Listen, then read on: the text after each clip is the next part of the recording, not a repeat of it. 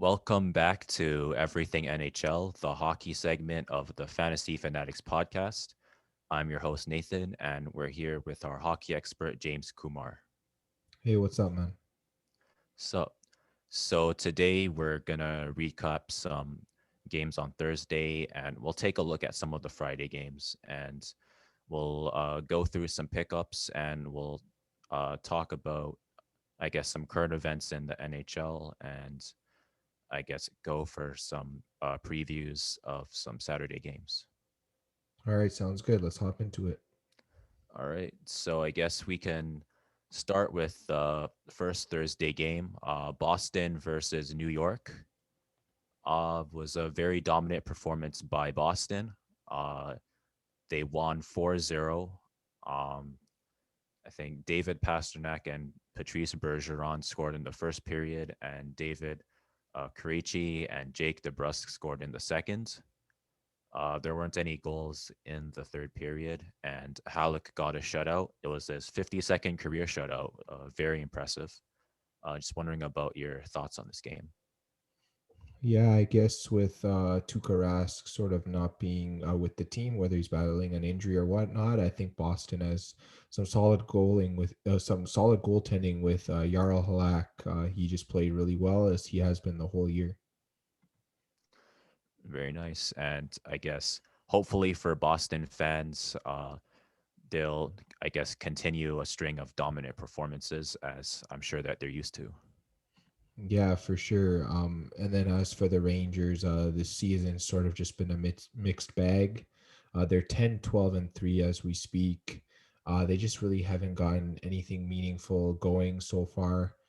Yeah, it's been a tough road for them. Yeah. Is there anything that you think they can do to kind of, I guess, increase their, I guess, just improve on how they're doing so far? I mean, I think it's just about having a younger team and so on. I guess experience is the only thing that I could really suggest. I mean, like they've had injuries, they've had other issues, but yeah, just gaining experience will probably be the best for them this season. Yeah. Well, they're a young team, so they'll get better with time for sure. Yeah, I can agree. And I guess we can move on to our next game, Pittsburgh versus Buffalo. Another dominant performance. Pittsburgh won 5-2. Things aren't really looking so good for Buffalo. Thompson scored in the first. Victor Olofsson scored in the second. So they had at least that going for them, but unfortunately, it wasn't nearly enough to take the win. Evgeny Malkin scored in the first. Brandon Tanev and Jake Gunsel scored in the second. And Anthony, Angela, and Brian Russ scored in the third to, I guess, have a dominant game. I'm just wondering about your thoughts on Pittsburgh and Buffalo. Yeah, Pittsburgh, they've just been on fire lately. They've won 4 games in a row. They've won 7 out of their last 10. They're really surging in the East. They're in third place now, really moving up, really playing solid hockey. And then I guess as for Buffalo, I know we are going to address Buffalo a little bit later. Um, but yeah, just overall, I mean, they've won 1 game out of their last 10. They can't really get much of anything going. Yeah, it's really just a disappointing season for this team. Yeah, very unfortunate for Buffalo this season. I guess since we're going to talk about Buffalo later, I guess just wondering, um, do you see the Penguins continuing, I guess, their performance so far? Yeah, I know we talked about them at the beginning of the season. I fully said that they were going to be a playoff team. I expected it. And clearly they're playing like one right now, so I think they can continue their success throughout the rest of the season. Yeah, I guess hopefully for Pittsburgh, they can continue to see their team win by 3 goals. Yeah, I mean, like you said, goal scoring is up this year, so win by as many goals as you can, especially against Buffalo. No offense. Yeah. Very unfortunate. But I guess we'll move on to our next game, New Jersey versus the New York Islanders. New Jersey tried to put up a fight, but unfortunately, New York was able to take it 5-3. Matt Martin and Adam Pellick scored in the first. Noah Dobson and Josh Bailey were able to score in the second. And uh, Brock Nelson scored in the third for the New York Islanders. And New Jersey tried to make a comeback. Janne Kuokkanen, Mikhail Maltsev, and Jack Hughes, they all scored in the third. But unfortunately, there just wasn't enough time to catch up. Just wondering about your thoughts on these two teams. Yeah, I guess that sort of describes both teams best in this game. The Islanders being able to play a full 60-minute game, and New Jersey only really coming on to play the third period. Just by looking at the score, I mean, they did have pressure early in the game, but it really wasn't enough, to get some goals. They were only able to score in the third, and then I guess the Islanders just weathered the storm and took this game. Yeah, and I guess just how do you see the Islanders performing this year? I mean, they're 9-0-1 in their last 10. They've won 7 in a row. They're playing really well. I know they didn't start off as well. And I guess if they just keep it going, like I said, they're one of those 5 teams in the East that could potentially make the playoffs. I said this even from the beginning of the season. It's really a 5-team race. I still believe the same thing even up till this date. So as long as they can keep up their good play, they'll definitely be in the playoffs this year. Yeah, hopefully the Islanders can keep it up. It'd be nice to see a New York team in the playoffs. Yeah, because clearly the Rangers and Buffalo can't get it together this season. Very unfortunate. So I guess we can move on. Another 5-3 game. The Washington Capitals versus the Flyers. The Capitals were actually able to take this one 5-3. Alex Ovechkin scored an unassisted goal in the first period. Connor Sherry scored a goal. John Carlson and Nick Dowd scored in the second period. And Nick Dowd scored again in the third. And for the Flyers, Travis Konechny scored in the first. And Ivan Provorov and Scott Lawton scored in the third. I'm just wondering about your thoughts on these two teams. Yeah, I guess just looking at the way the Flyers have been playing recently, I really looked at this game and I really looked at Washington. I mean, they've won 8 out of their last 10. The Flyers have been a 500 team in their last 10. So I'm like, Washington's really has the momentum going into this game. They should win it.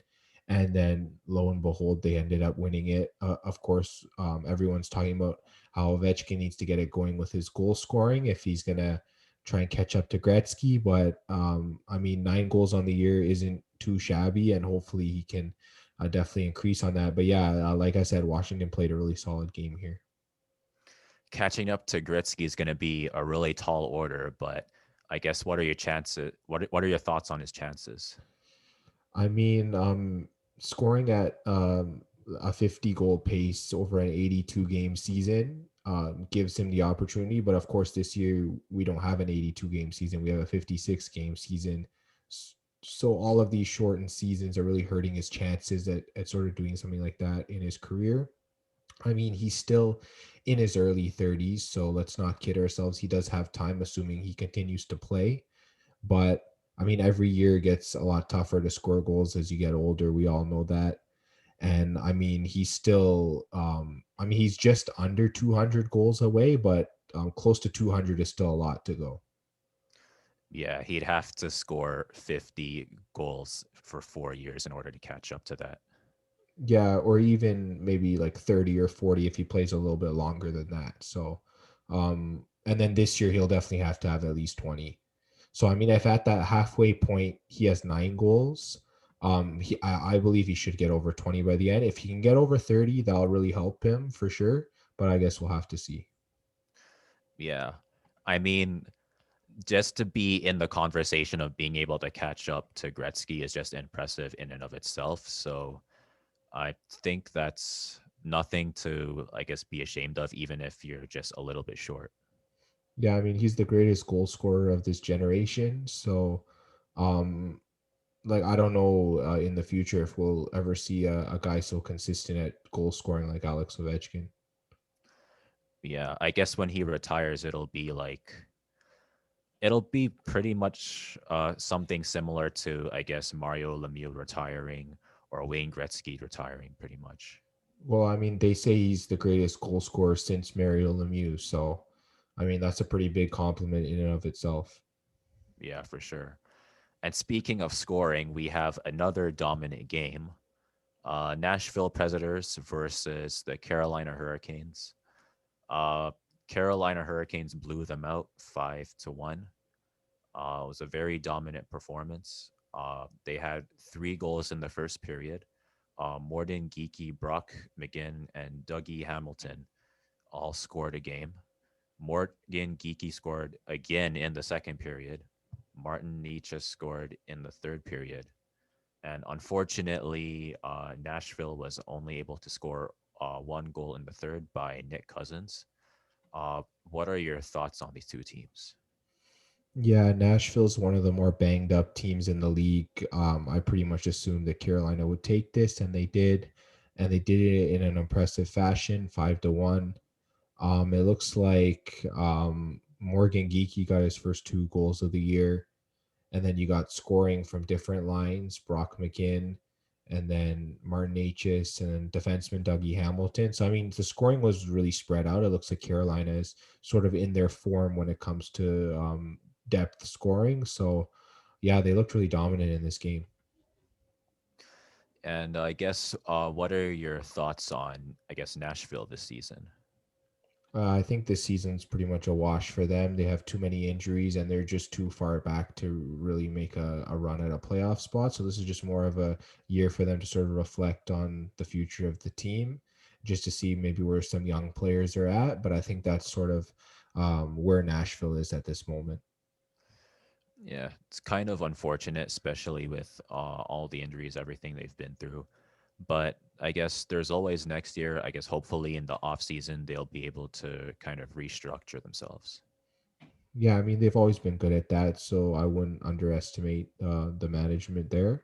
Um, David Poyle, they've been their only general manager since their existence. They've never had a second general manager, so he's been there a long time. So clearly, he knows what he's doing.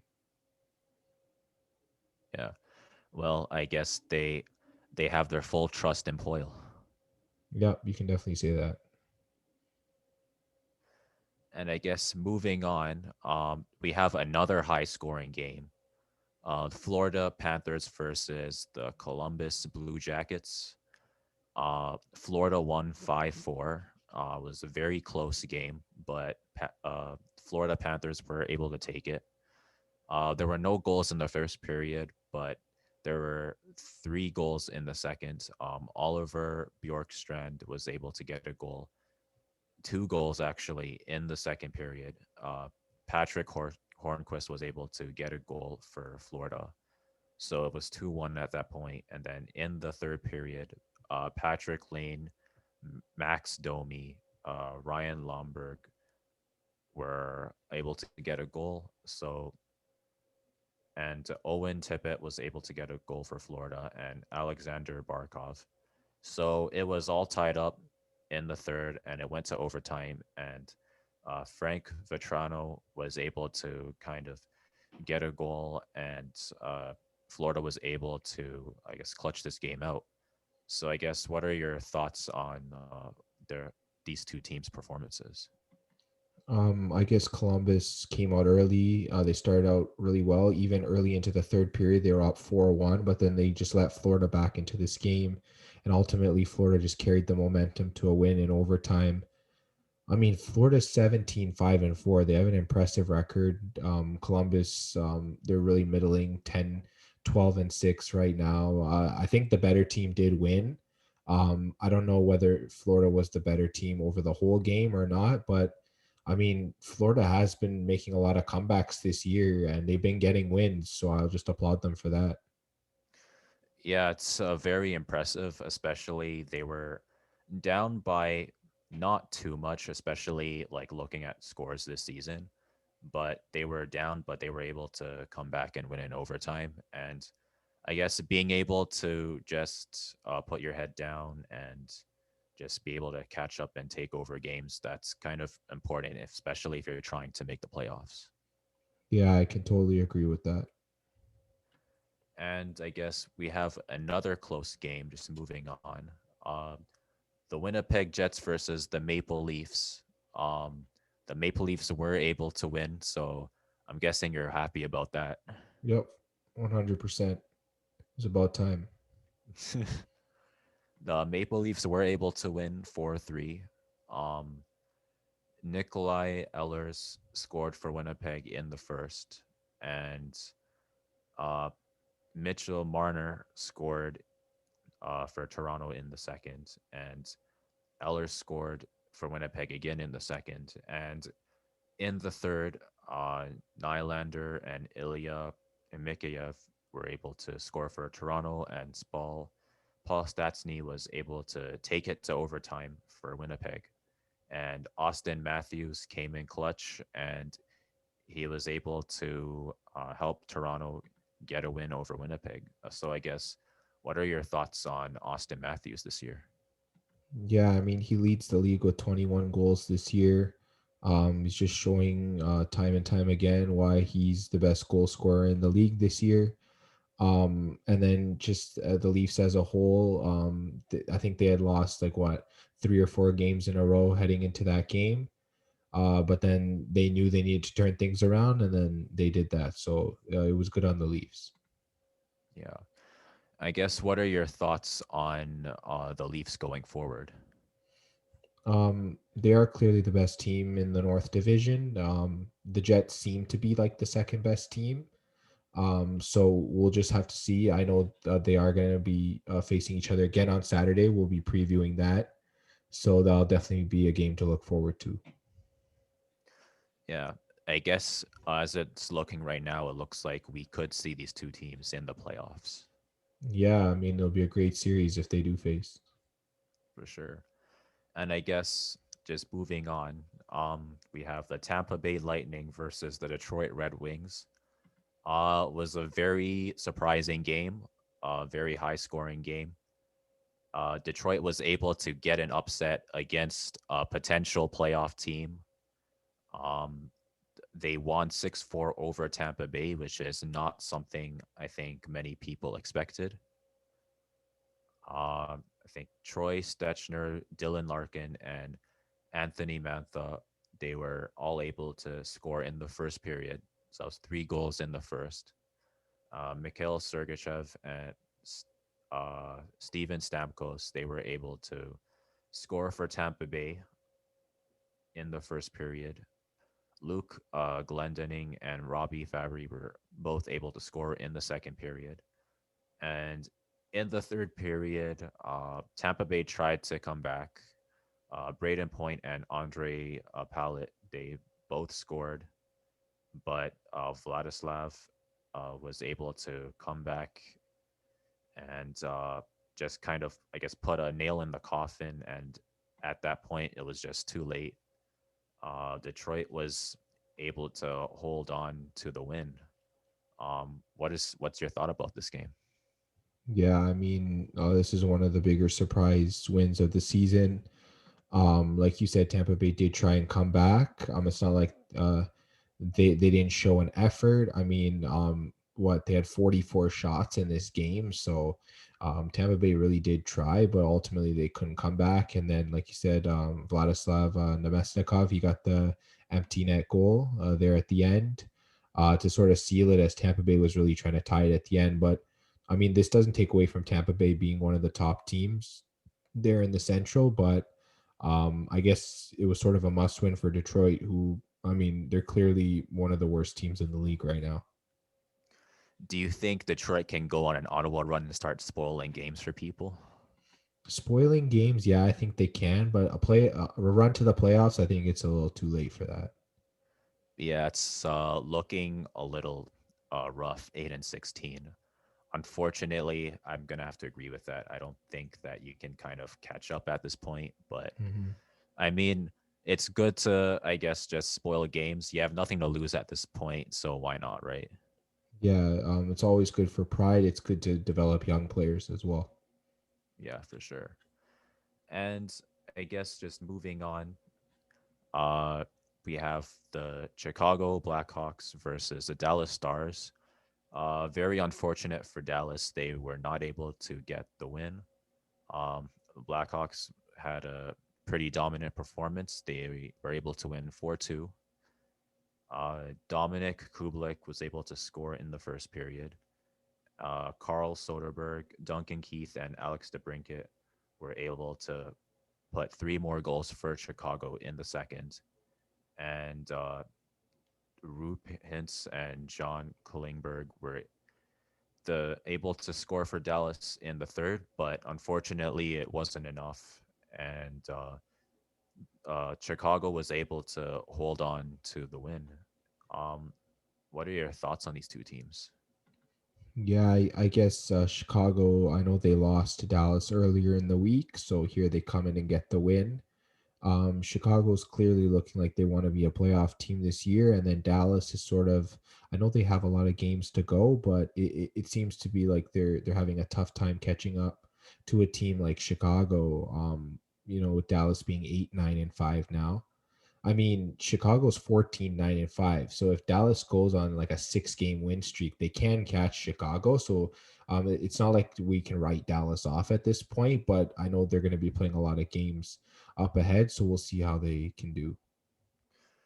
Dallas has had a really rough season, so I guess do you think that they can turn things around or I mean, it is possible. We can't rule them out. I mean, they did go to the finals last year, but when you sort of go through a season like this, like we saw what happened in the NBA with the Miami Heat, they went to the finals last year, but they had a horrible start, and then they were able to turn it around. So I think maybe a similar thing is happening with the Dallas Stars.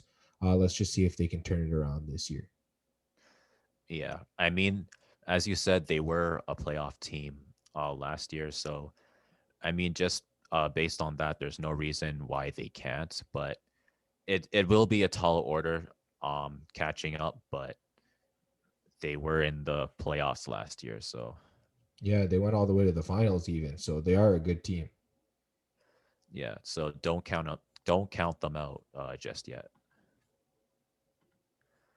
And I guess just moving on, we have the Montreal Canadiens versus the Calgary Flames. I guess this is more of kind of like a classic hockey pace. Wasn't too high scoring.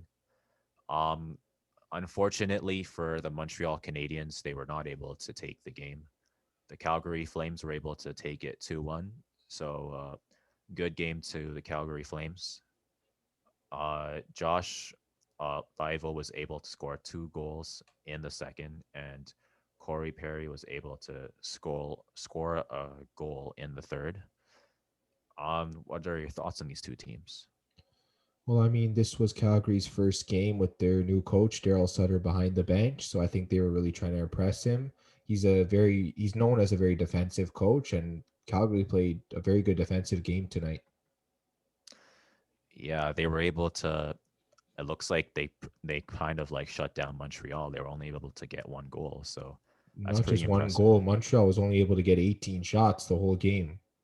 So they really shut them down. I mean, to hold a team under 20 shots is very difficult.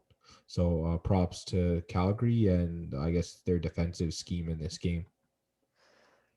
Do you think that Calgary will be able to repeat something similar? Maybe not like under 20, but like maybe like under 25 or something. Yeah, if they can consistently hold teams to under 25 shots, I mean, that goes a long way, right? That gives your goalie less opportunities to have to stop the puck, and hopefully he should be more efficient, just depending on the chances. Yeah. So again, good game to the Calgary Flames, and Very unfortunate for the Canadians. Hopefully that they'll be able to turn things around. I mean, Calgary's still like 5 games behind Montreal. Montreal's 12-7-7, and Calgary's 12-12-3. So they still have a ways to go if they want to catch Montreal for that fourth spot. But I mean, they still have the time to do it. It's only around the halfway point of the season, so let's see what happens. Yeah, we'll see what happens. And I guess we'll see what's happening with some Friday games. I think two of them are finished. I guess we could start with the Minnesota Wild versus the Coyotes.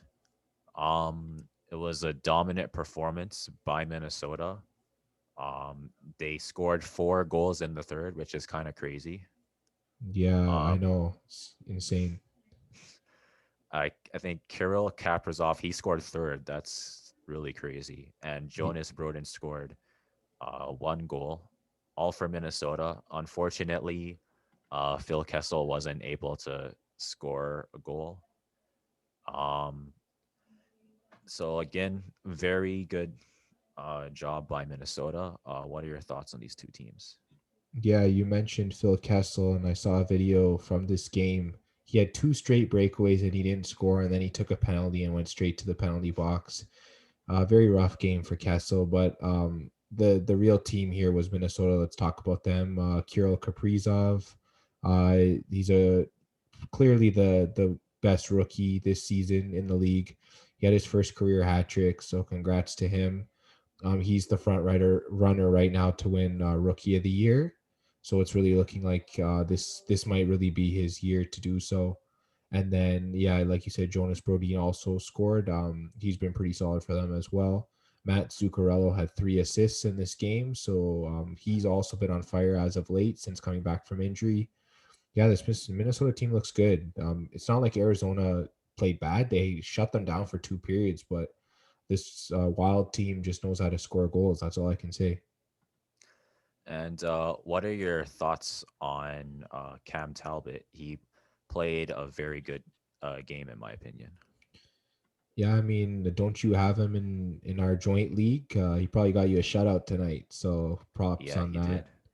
Yeah, I mean, yeah, I guess if I don't know, did you include him in your pickups for this week? If you didn't, he's definitely a must pick up. Yeah, I did. Yeah, so there you go. Yeah, we're gonna be talking about him in the pickups, so he's definitely a must add now. Yeah, for sure. We'll talk about him later, but if you see Cam Talbot in the waiver, definitely pick him up. Yeah, no doubt. And I guess we can move on to, let's see, the Vegas Golden Knights versus the St. Louis Blues. It was a very close game. The Blues did try to take it, but Vegas is Vegas. They were able to hold on to the lead for the entire game. Mark Stone and Jonathan Marchessault scored 2 in the first. Ryan O'Reilly scored for St. Louis, and Vladimir Tarasenko scored for St. Louis in the second. Thomas was able to score for Vegas in the second. And in the third, Zach Sanford and David Perron were able to score in the third. And Alec Martinez scored in the third to take it to overtime. And Riley Smith was able to get a goal in overtime. And Vegas was able to take the win. What's your thought on these two teams? These two teams look pretty even as can be. Let me just say that. Um, yeah, Vegas clearly is the best team in this West Division, and they proved it again in tonight's game, Friday. Um, yeah, they're 17-6-1. Um, they're just at full speed ahead, and I mean St. Louis. I believe they have either the second or third most points in this division, but it's gonna be tough to catch Vegas. Let me just say that. Yeah, they are the third place team in terms of points in this division. Yeah, St. Louis will have a hard time catching Vegas. Let me just say that. Yeah, and again, I keep saying this every week, but it's like really impressive that Vegas has become so dominant, and they're I think like they're the youngest team in the league, and they're already this dominant. Hey, I mean, yeah, they are they've only been around for like what, 3 or 4 seasons. Yeah, and then in terms of players, yeah, they do have quite a lot of young players as well. So not just the franchise, the team's also not too old. So yeah, they've got a lot of youth injected in them, and they're really playing like a young team for sure. Yeah. So it's looking like, unfortunately for their division, Vegas is going to be really dominant for a long time. Yeah, I mean, if the divisions do stay like this, I know these are like the COVID sort of divisions. I guess when they get back to their regular division, the Pacific Division, yeah, they're gonna be tough to beat even there. So Yeah. So I think for both this season and the upcoming seasons, you could probably expect um, multiple dominant performances from Vegas. yeah, I can definitely agree with that. And I guess there are still some games for Friday going underway. Um, Edmonton versus Ottawa is still happening. Edmonton's destroying Ottawa right now. Um, there's the Colorado Avalanche versus the Kings. It's pretty close, so there is a chance that the Kings might be able to catch up. There's the San Jose Sharks versus the Anaheim Ducks, and they're pretty firmly ahead, 2-0. And I guess those are the games that we have for this week. And I guess we can move on to pickups. So I guess we could start with the forwards. So, what are some forwards that you think people should take a look at? Yeah, just in terms of some of the forwards that people should be taking a look at, I'll start with a guy like Brock Nelson. I mean, Brock Nelson's just been playing so solid for the New York Islanders. Like we mentioned, they are on a 7 game winning streak. They're playing some fantastic hockey right now. And I mean, Nelson is a must add. I know he's only center eligibility, but just in his last few games, I mean, he's had at least 1 goal in his last 4 games, 5 goals total. He's been a solid +2 in those games overall. He's had an average of around 3 shots, and he's been getting hits too. I mean, this guy's a solid player. He's playing close to 20 minutes a game. He's only around 30% roster in Yahoo League, so it's definitely time to add him up. If you maybe have an injury at center, maybe a guy like Jack Eichel, maybe you have other players that have gotten injured, whether you have someone on the COVID list. Brock Nelson's a must add. Then in terms of other forwards, I have here Andre Burakovsky. He's really started to heat it up as of late. I know he had a good start to the season, but he seems to be getting back to where he was. Definitely having a point in each of his previous 3 games heading into tonight. He averaged around 4 shots a game as well. So definitely, if you want a boost in some of those categories, you can go ahead and add Burakovsky. Some other forwards I have here: Brandon Tanev for the Pittsburgh Penguins, only just under 40% rostered in Yahoo leagues. He can play both wing positions, so he's a solid add. In his last 4 games, he's had a total of 5 points. He's been a total of +5, and he's had around 2 shots and 3 hits per game, which is a category cover right there. I mean, the only thing you won't get from him is power play points because he doesn't play on the power play, but other than that, he'll cover everything for you with the way he's been playing. So he's a must add.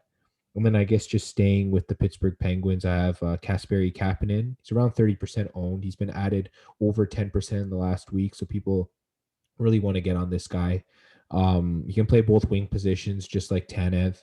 And yeah, in his last 2 weeks, he's had 4 goals, 5 assists, +5, a power play point, 13 shots, and 10 hits. So, I mean, he's got stats in every category.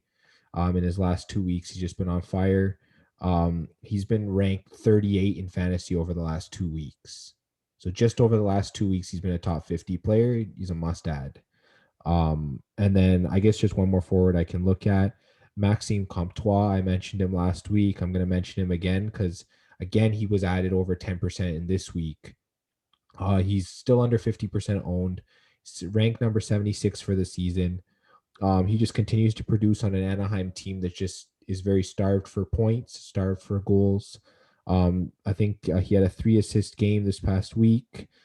He's actually been in the plus for a team that gives up a lot of goals. Over his past 4 games, he's been a plus 2. And yeah, he gets shots, he gets hit, so he's also a must add. And those are my forwards. Those are some pretty solid picks. Yeah, for sure. I can definitely agree with that. What do you have for forward? I've got a few guys. I'll talk about Clayton Keller first for the Arizona Coyotes. Um, he's ranked 104 right now, and he has 8 goals, 13 assists. He's +4, and he has 61 shots, which is very good. He's about 47% rostered, so he's more of a shallow league pick, and he's going fast. So if you see him on the waiver, I suggest that you pick him up right away. And I guess for my next forward, I can talk about Christian Dvorak. He has 9 goals, 8 assists. He's -1 and he has 44 shots. So another shallow league pick, about 42% rostered. He's gone down a bit, so there is a chance that you'll probably see him on the waiver. Um, I think that they Arizona did have a rough game against Minnesota, but there is a chance that uh, Arizona will be able to pick themselves back up. So if they do, then I suggest that you pick him up as well.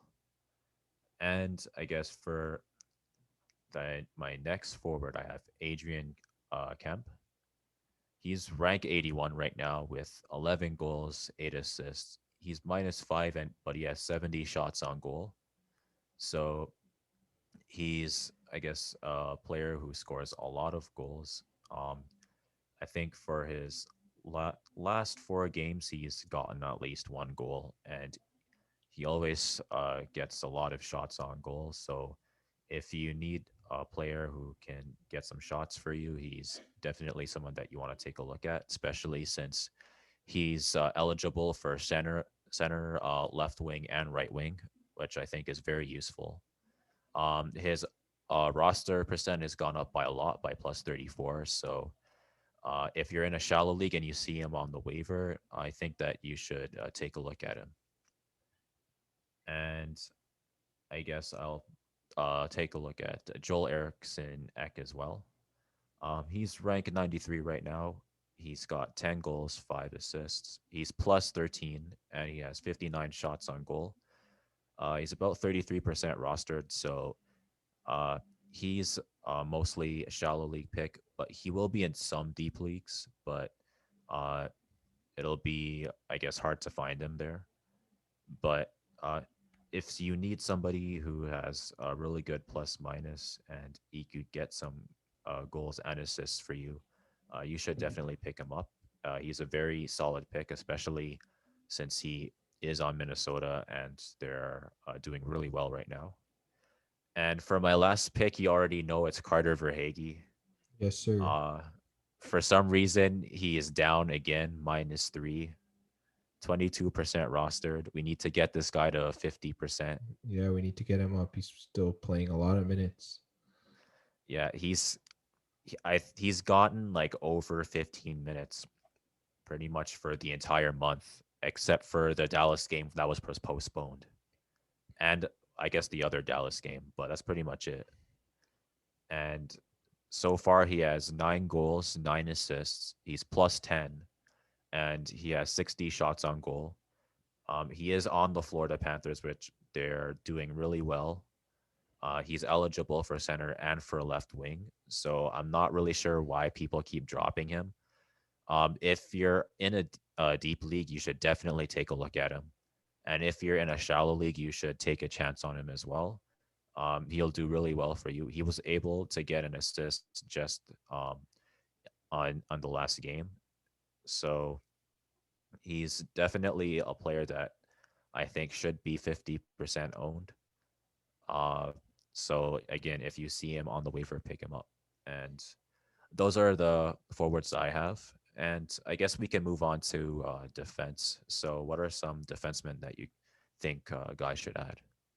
Yeah, I think I have a couple guys. I have Radko Gudas on here again because Clearly, people haven't been adding him. He's still only 40% rostered. I know he did go up by a little bit, but he needs to be over 50%. He's rank 112. This guy's a hit machine. I mean, over the season, this guy's averaged like what, 5 hits a game over the year? Like this guy's been crazy. Yeah, I mean, he gets assists as well. His plus minus is solid. He's a solid plus 10 over the year. I mean, this guy's 45 shots for a defenseman. I mean, you can't ask for more than that. He's playing really well. He's 40% owned. He definitely needs to be 50% rostered. So if he's available in your league, you best better go pick him up. And one more guy I have is Matt Grzelcyk. He's only around 30% rostered. He was added quite a bit in this past week. He plays for the Boston Bruins. I mean, he has been solid over his last few games. I mean, his last 4 games, he's had 3 assists. He's been a +3 total. He's had 2 power play points. He's averaged around 2 shots per game, and he's gotten around a hit per game. So, I mean, this guy's playing solid. I mean, he's averaging around 20 minutes a game. That's solid for a defenseman. He should be a must add in pretty much every league. As you can see, him being 30% rostered clearly shows that. He should be a little bit higher, though. Sounds good. I've got a couple of guys. I guess my first one is Kevin Shattenkirk. He's about 28% rostered. He's gone up by plus 10. So he is a deep league pick, but even in some shallow leagues, if you need an extra defenseman on your team, I think you should take a look at him. He's gotten 2 goals, 9 assists.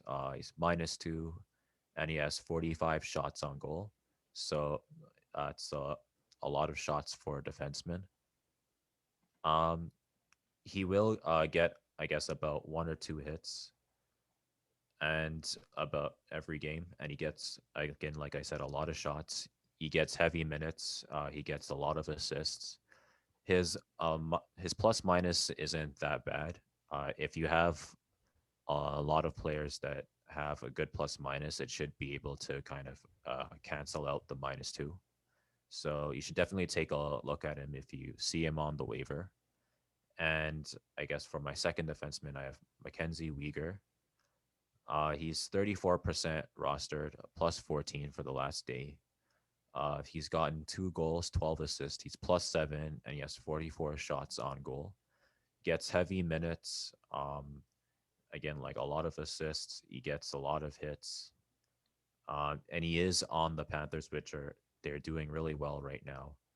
So I think he is a must add for pretty much anybody who sees him on the waiver wire. And those are the defensemen that I have. And what about some goalies that you think people should add? Yeah, I have a couple here. I know we talked about Alex Nedeljkovic last week. He's only around 20% owned in Yahoo. He has been added close to 10% within the last week. I mean, this guy just continues to win. He's won 4 out of his past 5 starts. He's been posting solid numbers. He's allowed 2 goals or less in all of those 5 games. So he's pretty much solid for every category you can name in fantasy for goalies. He's just a strong pickup. I know he does share the net with James Reimer, but when he does start, he seems to win. As you can tell, Carolina has won 7 games in a row, so he's definitely a must add. And then just looking at Antti Ranta, he's been added over 20% in the last week. And the reason is because of the injury to starting goalie Darcy Kemper for the Coyotes. So, I mean, with a defensive team like the Coyotes, Ranta, even if he doesn't get the wins, will always get you good averages. So I think he's definitely someone worth adding if you really need a goalie to get a lot of starts. That sounds good. And I guess I'll start with Cam Talbot first for the Minnesota Wild. Again, he had a crazy game against Arizona. He had 25 saves for a 100% save percentage. So he basically had a shutout, and he had 1 win. His I think his record for the year is 4 wins, and he has a 90% save percentage, which is really good. Um, there's a chance that he could get even more shutouts. He's 41% rostered, but some people have dropped him. But I believe that if you see him on the waiver on a shallow league, you should definitely pick him up, especially if you need an extra goalie. And I guess I'll talk about Ilya Sorokin. He's rank 88 right now. He has 5 wins, and his save percentage is also 90%. Um, he just had one win, and he had 19 saves, I believe. So again, uh, very good performance from Ilya Sorokin. He's 42% rostered. He's going pretty fast, +6 last day. So if you see him on the waiver on a shallow league, you should definitely take a look at him. And that about that's about it for the pickups. So I guess we can kind of talk about some general stuff. I guess what's your thoughts on I guess just some general stuff is going on in the league right now? One thing I did want to address here is I guess just the whole thing with Jack Eichel and the Buffalo Sabres. I mean, we talked about Buffalo only has 6 wins on the season. They 25 games played, only 6 wins. That's definitely a problem for Buffalo. I mean, every hope they had of potentially being close to a playoff team is not happening. The news just came out that Jack Eichel will be out 7 to 10 days for an upper body injury. He is their best player, and I know that's going to hurt Buffalo going forward. And I mean, I guess just in your opinion, I know there's a lot that's gone wrong here. Do you think Buffalo needs to either tear it all down? I mean, it's really looking like no matter what they do to get better, they just keep getting worse. It's a possibility. I've heard that there are some, I guess, I'm not sure if it's like an issue in the locker room or something, but um, if I'm not mistaken, there have been players who said that like going to practice hasn't been very enjoyable. So again, we don't really know what's going on. So we don't know if it's like there's like a culture problem, or if there's like again, like we said, a locker room issue. If it's the coaching staff. So they're definitely gonna need to restructure for sure. Um, Again, I think it's a possibility that they might need to just start over from scratch and try to see if they can rebuild because it looks like they kind of hit a wall. Yeah, it's been pretty tough for them. I mean, just looking at them from a fantasy standpoint, it's clear that Sam Reinhart's been their best player on the year. He does have 19 points in 23 games, which is pretty decent. I mean, he'll chip in on the power play. He has about 9 of those points on the power play. He has a minus 15. So if you're punting plus minus category in fantasy, I think he's okay. Or maybe a points league, but other than that, it's been tough. I know Eichel had 18 points in 21 games. Obviously, you got to keep him because of the star player that he is. You don't drop him in fantasy. And then Victor Olofsson, 12 power play points, 19 points on the year. He's definitely a must keep as well. But I think you could argue that any other forward, with how bad their plus minus is and them just not scoring as well, could potentially be dropped in fantasy.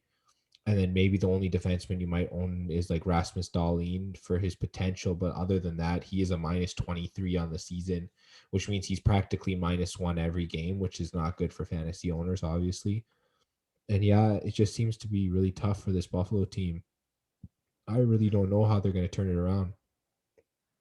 Yeah, I can't really make heads or tails out of this situation. The GM has a lot of work cut out for him, that's for sure. Yeah, I know Kevin Adams has just gotten in this year. He might fire the coach. I don't know what that does to this team. I don't think that improves this team. I don't know. Just by looking at this team, if they really don't want to trade Jack Eichel, the best thing for them to do would just take Jack Eichel, who's their best forward, Rasmus Dahlin, who's their best defenseman, and I guess just try and build around them and sort of tear the rest apart. You got to get rid of bad contracts like Jeff Skinner. I know Victor Olofsson has been playing good as well as Sam Reinhart, but maybe those might be trade pieces that you could sort of ship out for draft picks and sort of just start this team over. The other option could just be trading Jack Eichel, maybe getting a player in return plus a draft pick, plus another prospect. So you could maybe load up there. You might even get more than one draft pick in that trade. Those are just a few options Buffalo has to sort of um, maybe make their team better or kickstart a rebuild. But in my opinion, they can't make the playoffs with this team clearly, and I don't know why they keep trying. It's pretty much insanity at this point. Well, they're doing the same thing over and over, and we all know what people say about that. Yeah, it's just really it's rough. That's all I can say about the Buffalo Sabres. And I mean, they only have 6 wins on the year. The way they're playing, they might not even get more than 15 on the year. Like, let's just say that. Yeah, it's really depressing for Buffalo fans. Uh, it's very unfortunate, but like you said, there is a chance that they could kind of, I guess, rebuild, and they might not be very good for, I guess, the next couple of years. But I think it'd be better just to kind of start now, start early instead of trying to force this thing to work because it doesn't look like it's working. Yeah, another option they could do is, just go after a big time goalie. Like maybe they find a way to pry Marc Andre Fleury out of Golden State when Robin Lehner gets healthy. I mean, I would tell them to trade for Robin Lehner, but we already know what happened when Lehner played for Buffalo.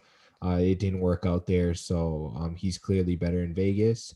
Maybe you take a shot on someone like Flurry if he's available, but then other than that, I don't know what to say.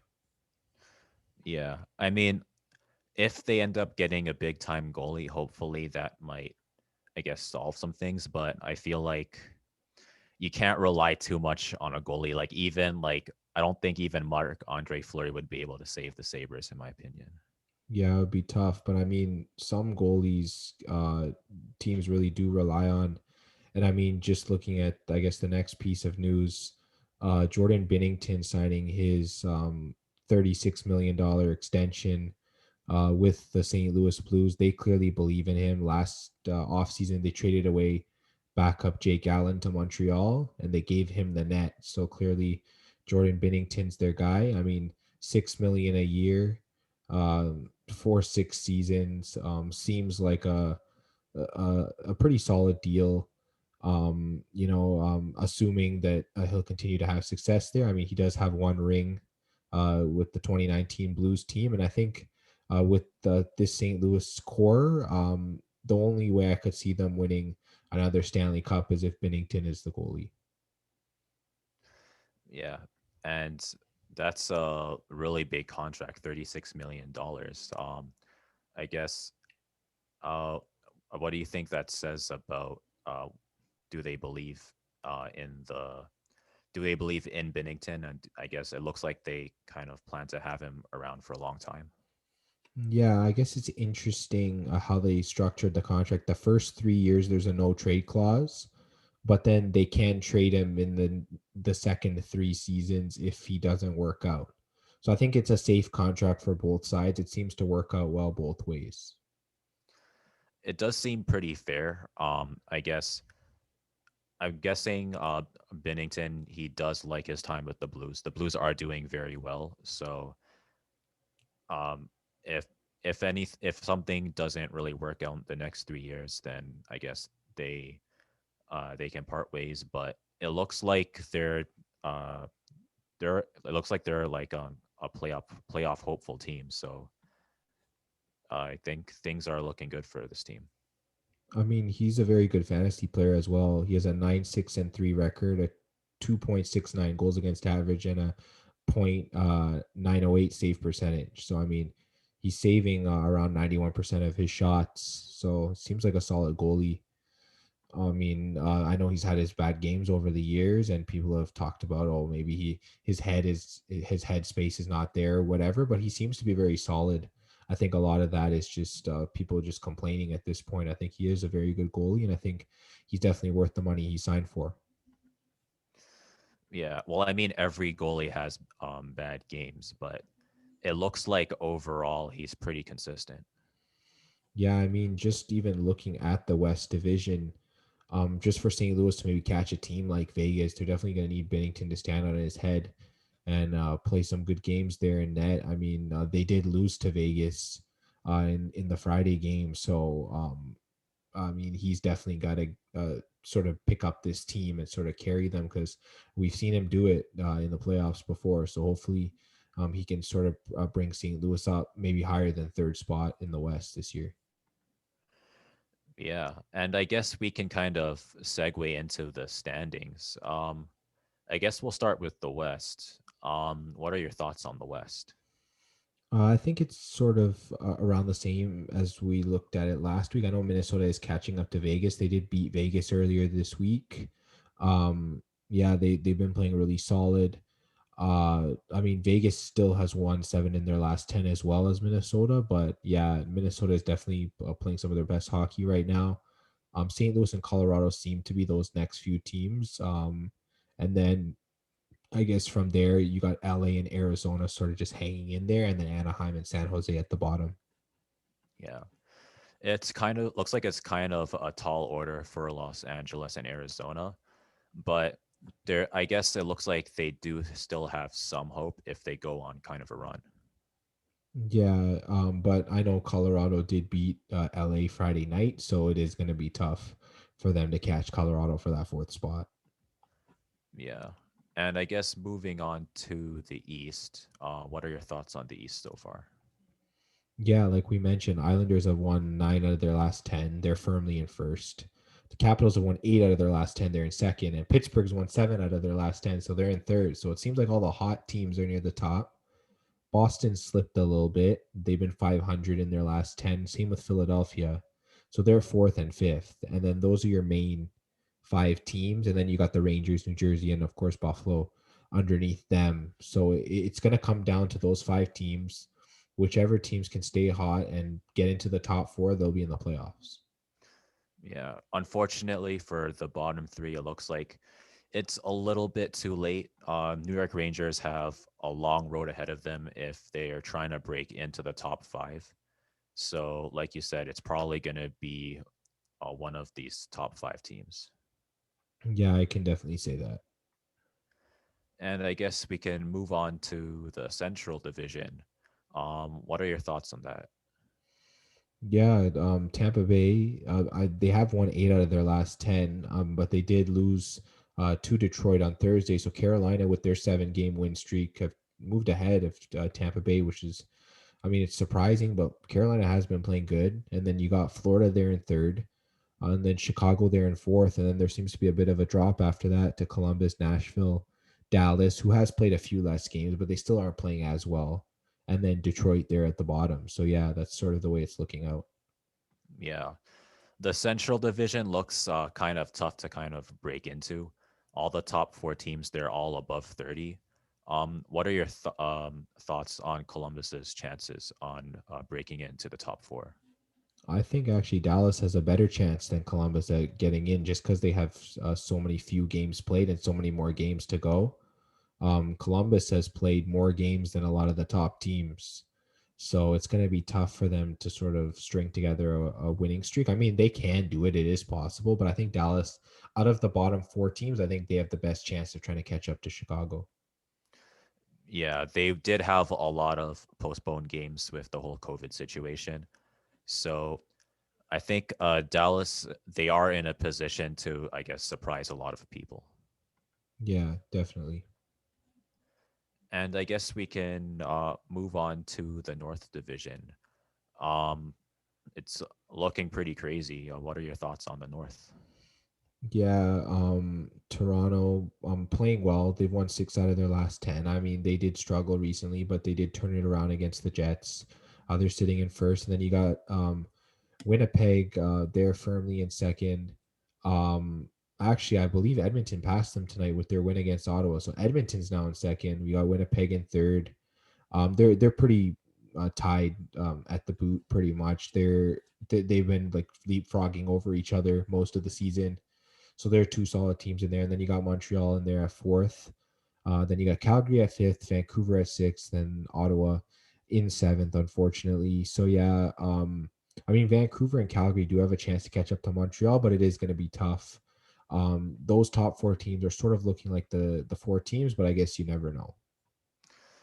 Yeah, I guess for Calgary, it's gonna be a tall order. Same for Vancouver. Unfortunately for Ottawa, I think they're too far behind. They're like Yeah, 7 games behind Vancouver, so I think for them it's just gonna be spoil city. yeah, Ottawa really just doesn't have a chance here. I mean, they only have 9 wins in their first 30 games, so that's definitely a problem. Yeah, very unfortunate for Ottawa, but I mean, like I said, when you're this low in the standings, you pretty much have nothing to lose. So you might as well just give it everything you have and try to make some teams look foolish. Yeah, definitely try and play spoiler, get those young players developed. That's what Ottawa needs to do. Yeah, and I guess we can move on to some previews here. I guess we can start with the New York Rangers versus the Boston Bruins. The Bruins did beat them 4-0. Do you think we're going to see a repeat of that? I mean, Boston is at home, and I guess just sort of looking at the spreads, just heading in, I believe Boston is favored in this game. It really does look like Boston should take this game. Um, will it be a big score? I don't think so. I think it might be a little bit closer, but I think this is definitely a game which Boston should win. They definitely need to start turning around their record. They only have 4 wins in their last 10, so this is sort of must win for Boston. And I guess we can move on to the Dallas Stars versus the Columbus Blue Jackets. Dallas did beat the Blue Jackets in their previous matchup, and it was pretty dominant. It's a must-win game for both teams. Who do you see taking this? I mean, this game could go either way. I definitely could see any team taking it with Columbus being at home, obviously, but I think Dallas is starting to turn it around now. They should be playing better, so I could see Dallas taking it, but honestly, this game is more of a toss-up than anything. Yeah. Again, Dallas isn't a team that you can sleep on. Their record might not be the best right now, but they were in the finals. So you never know. Hmm. And I guess we can move on to the Montreal Canadiens versus the Calgary Flames. And again, the previous matchup was a very close game. Do you think that Montreal will be able to get a revenge game, or will Calgary be able to shut down Montreal again?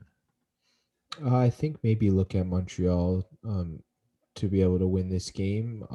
They haven't normally played bad in back-to-back games this year. I say normally because I mean it has happened, but um, I mean even Calgary with the amount of shots they took, they weren't able to score many goals on Montreal. So if Montreal can sort of get the bounces in this game, I think they can definitely pull it out. But it's going to be a close one again for sure. Yeah.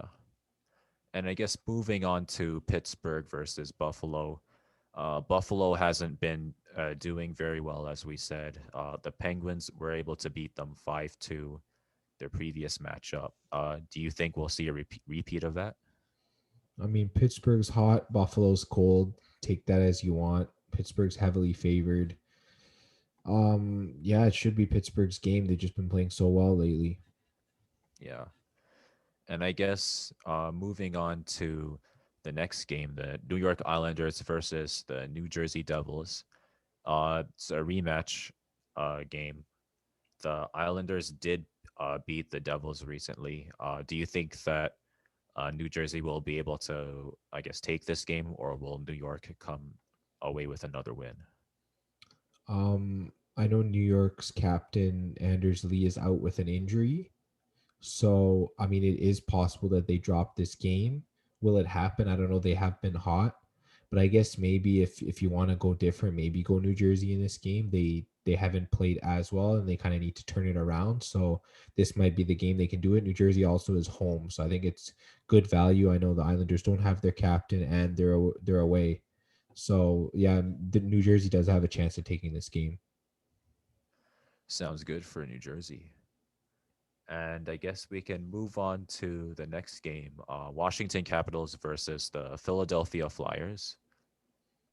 Washington was able to beat the Flyers 5-3 their last game. But Philadelphia is a very good team. Their face-off percentage against Washington is very good. Do you think that being able to keep possession of the puck is going to allow them to, I guess, take a win? Yeah, maybe I'd go Philadelphia here. I know they are favored, and it does make sense. They're looking to bounce back. This division's very close.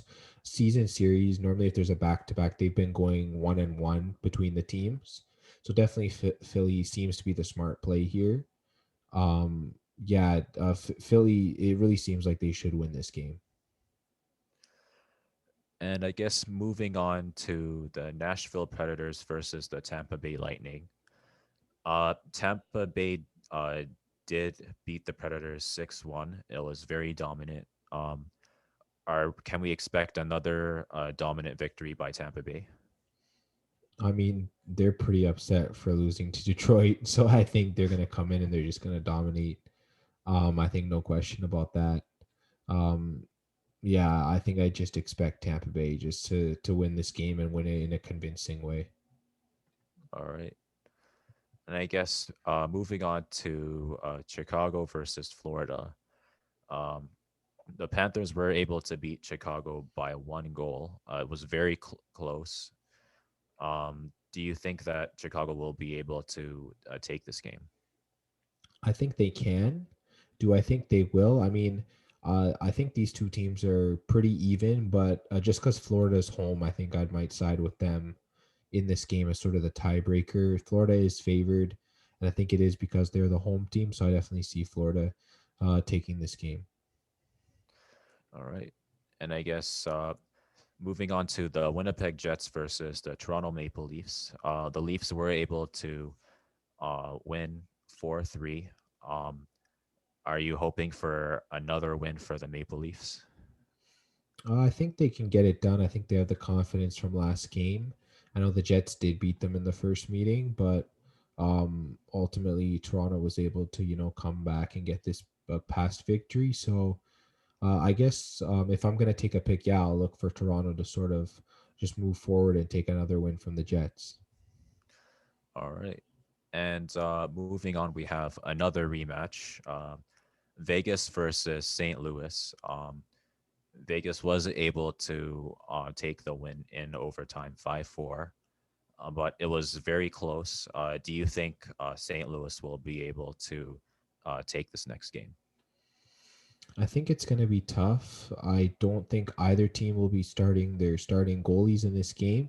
It's probably going to be the battle of the backup goalies. So it just comes down to which backup goalie is better. And I guess just Vegas' overall defense seems to be better. So I might side with Vegas here, just taking another one against St. Louis.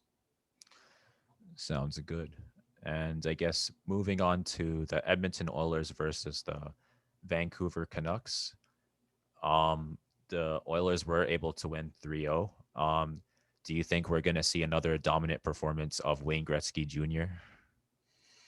I mean, I think you might. It's pretty safe to say that. I know Vancouver will put up a fight, but I think it's going to be tough for them to beat the Oilers. The Oilers have been sort of getting back to their high level of play before they faced Toronto for those three losses. They seem to be getting back into the groove, and I think they can continue it against Vancouver, but I guess we'll have to see. For sure. And I guess moving on, we have another rematch, San Jose Sharks versus the Anaheim Ducks. Um, their last matchup in February, the Sharks were able to beat the Anaheim Ducks 3-2. Do you think that the Ducks will be able to, I guess, win this one? Yeah, I think that Anaheim can definitely come back and win the next one. I know that the Sharks, they've had a tough time getting back-to-back victories this year. And I think these two teams are pretty close in terms of, I guess, just the way that they play. So I think definitely, yeah, look for um, the team that's sort of coming up on the losing end. It looks like the Anaheim is going to lose this game to sort of just get the victory for Saturday. Yeah, I think I'd side with Anaheim. All right. So that about wraps up our preview of the Saturday games. And now I guess we can kind of take a look at the pool and how's everyone doing? Yeah, I mean, I am ahead, as you know. But the lead has sort of come down a little bit. It's come down by about maybe 5 or 10 points from last week. I'm only ahead by about 13 to 15 points. So I think that some of the injuries on my squad, whether it's Jack Eichel, whether it's Kale McCarr, other players, it's just really sort of even things out. So we'll definitely have to see if any other teams can catch up. Yeah.